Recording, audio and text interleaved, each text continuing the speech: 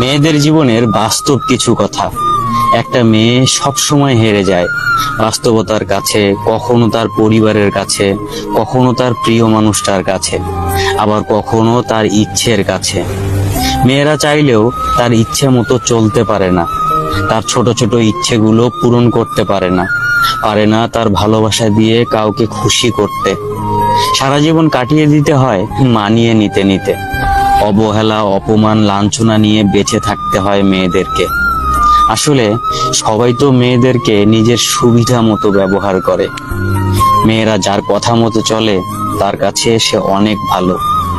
হ্যাঁ ভাই, কথাগুলো শুনতে খারাপ লাগলেও এটাই মেয়েদের জীবন।